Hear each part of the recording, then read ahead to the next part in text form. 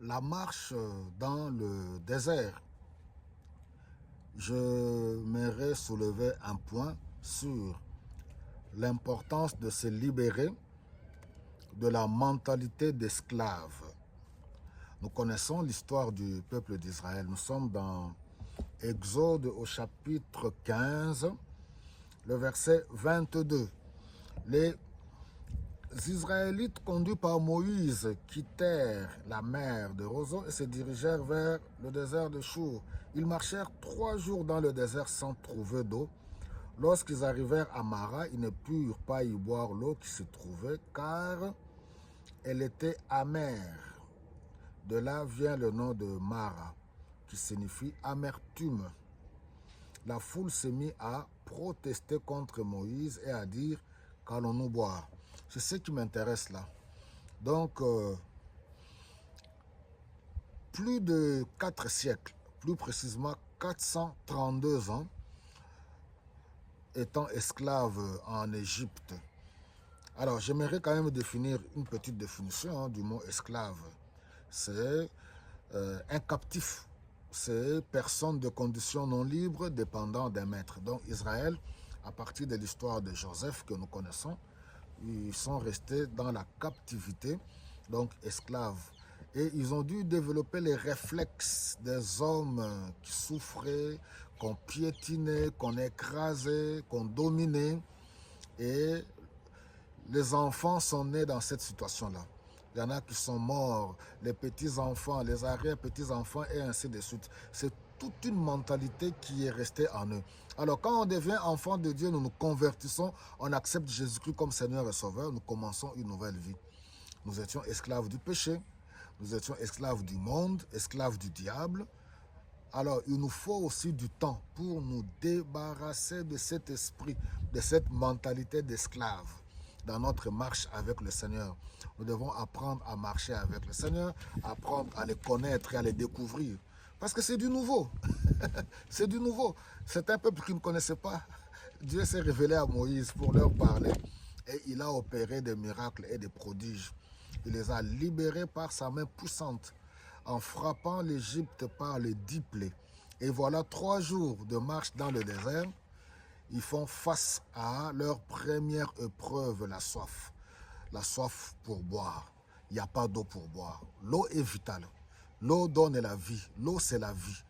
Donc, le premier réflexe de ceux qui ont la mentalité d'esclave, oui, c'est encore en eux. C'est quoi? C'est le murmure. C'est pour cela qu'on nous parle ici.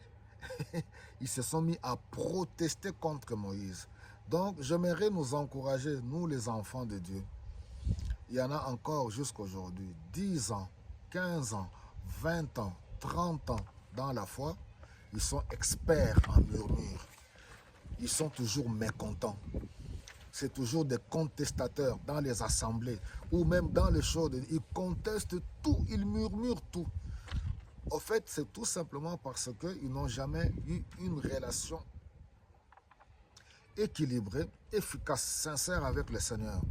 Donc, que Dieu nous aide pour enlever ces mauvaises habitudes, plus de 400 ans en captivité.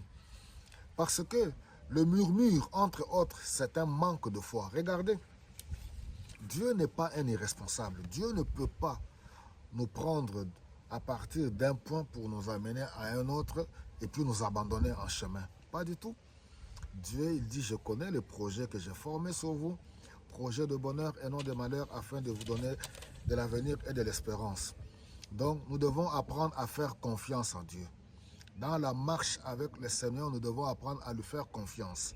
Nous débarrasser de notre mauvaise mentalité. Si vous lisez au verset 27, les Israélites arrivèrent ensuite à Élim. Il s'y trouvait 12 sources et 70 palmiers. Ils campèrent là près de l'eau. Dieu, c'est un pourvoyeur. Dieu, c'est un pourvoyeur. Il avait prévu. Il y avait 12 sources et 70 palmiers. Le temps me manquerait d'entrer encore dans les significations des chiffres ou interprétations. Déjà, la Bible, quand la Bible donne les chiffres, ce n'est pas en vain. 12 sources, nous voyons déjà les 12 tribus d'Israël, nous voyons les 12 apôtres, 70 palmiers. Nous voyons encore les 70 disciples que le Seigneur avait appelés. Si le Seigneur nous permet, nous donne le temps, on en parlera prochainement. Mais le but de ce message, c'est pour que nous puissions nous débarrasser des tares, de toutes ces mauvaises choses que nous avons emmagasinées en nous quand nous étions encore esclaves du péché, esclaves du monde, esclaves du diable. En Jésus-Christ, nous sommes libres.